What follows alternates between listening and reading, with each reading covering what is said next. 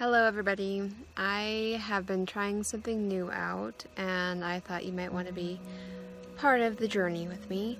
There are at least 3 different concepts within this journey. So there's the ideal me, which includes what your habits are, what your spiritual habits are, what your eating and exercise habits are, what your study habits are, maybe what your sleep habits are. So that's your ideal me, what you have control of doing.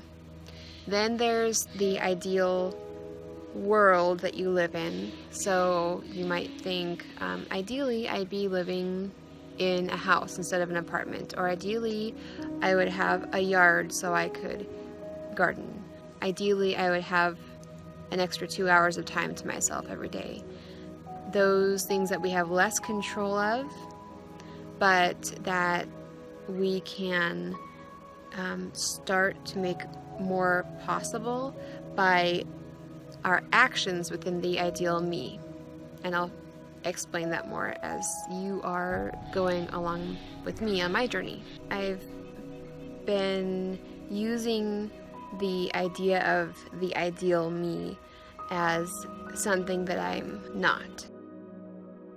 So what I would say is, whenever I see really good qualities in other people and I kind of have that envy, thinking, oh, I wish I were that fit, the ideal me would be exercising every day. Or, yeah, she has really good eating habits and I kind of feel gross about mine now. Or, yeah, look how clean she keeps her house.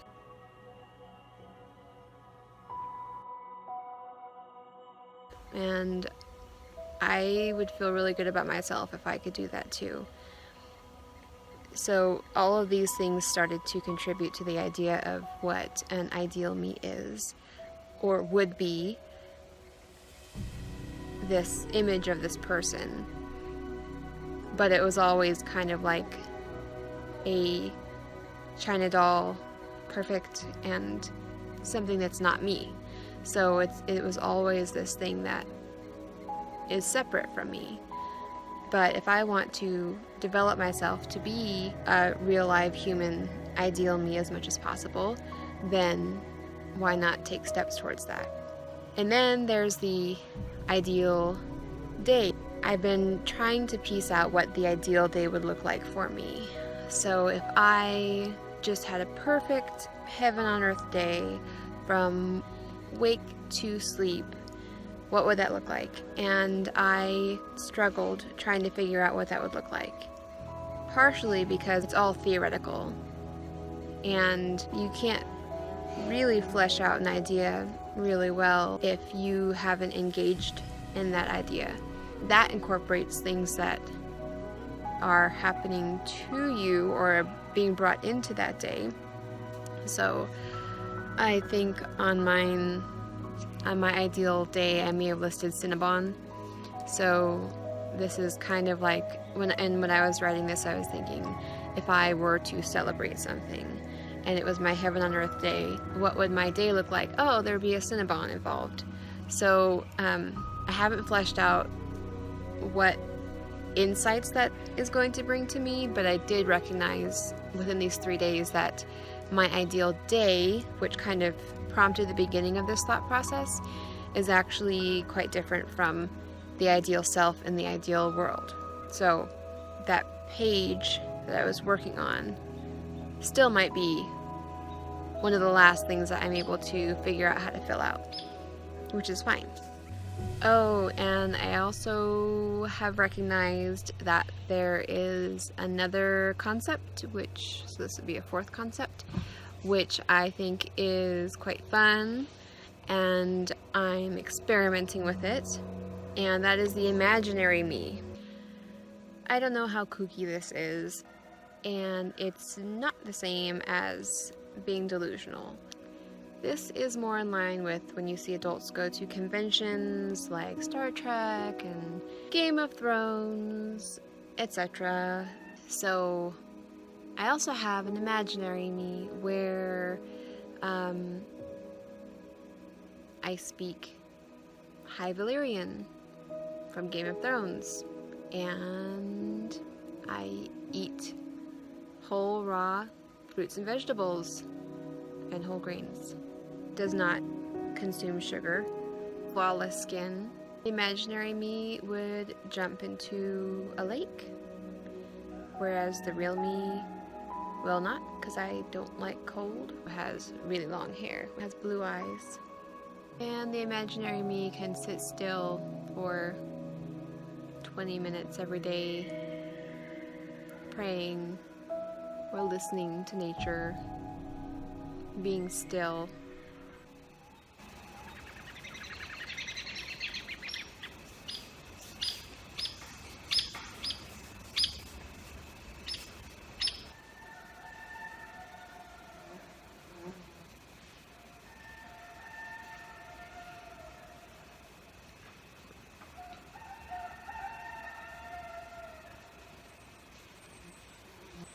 Imaginary me could pick up our turkeys without being scared, even though they're really sweet and I can pet them, but I'm afraid to pick them up because they're really big, and I was raised a city girl, so I like them, I'll pet them, but I am too afraid to pick them up. But imaginary me is not. But these are fun ideas to jot down and explore and think about, and to decide which ones you want to carry over into your real life. And I must say that I am loving learning High Valyrian. I am getting so much joy out of it. I know it's not a terribly practical language to learn, but it brings me joy. And we get so much fun out of pretending like we're other people or other professions or heroes and damsels in distress and whatever else when we're kids. And I remember playing Zorro with my best friend and loving it, and wearing the cape and wearing the mask and hopping over fences, and we don't do that when we're adults, not as much. We may put on a different face for the world. We may act differently at work than we do at home, put on a more professional veneer, but we don't really explore the imaginary when we're adults. That might be a healthy thing. That might be a restrictive thing, and I don't know the answer, and I'm not a psychologist.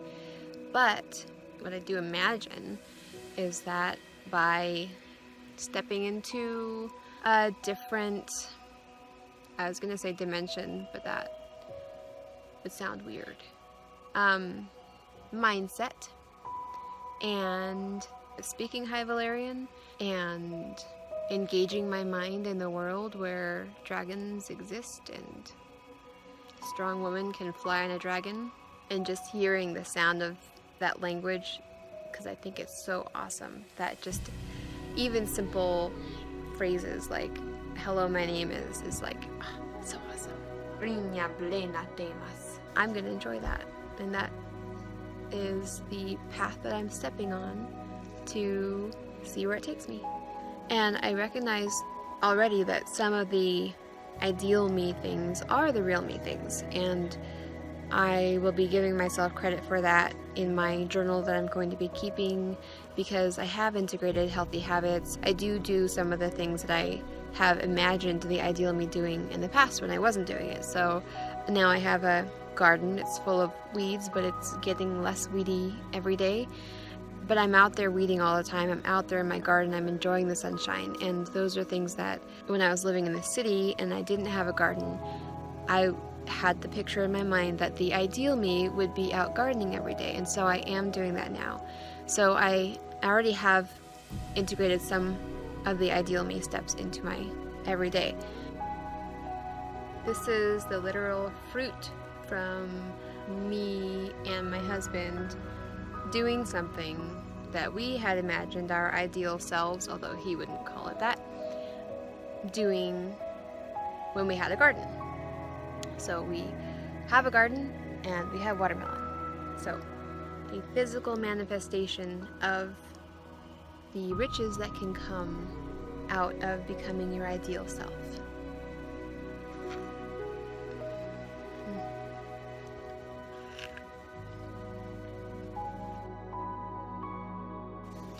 I've been doing this for 3 days. This is my 3rd day, and I have walked each day and incorporated some other healthy habits. So I'm starting to structure what a day looks like in the ideal me world. I'm working on some steps on how to slowly integrate myself from being me as I start to a better me. And this does not mean somebody who is perfect. My ideal me can still have ice cream and pizza and whatever else. So my ideal me is not a 100% perfect person in every way. But my ideal me is somebody who exercises every day and who is fit and healthy. So some eating components are in there. Definitely exercise components are in there. Also, my ideal me studies as a regular thing, not just when I force myself to study, but that I actually like to study, and it's part of my regular routine. So I'll flesh out with you as the days go on what the ideal me looks like. And part of that is because I don't fully know myself. That is in part because I have not enacted the ideal me. So as I go on with this adventure, I will discover new things about myself. So you may be asking, how is this ideal me versus real me versus imaginary me any different from just goal setting? And the real me versus ideal me really is not any different from just goal setting, except that it puts it into a different framework. So for me, it makes a bigger impact when I'm thinking of this imagery. I think most of us know how powerful imagery is. So it's really not different. It's just a different take on it.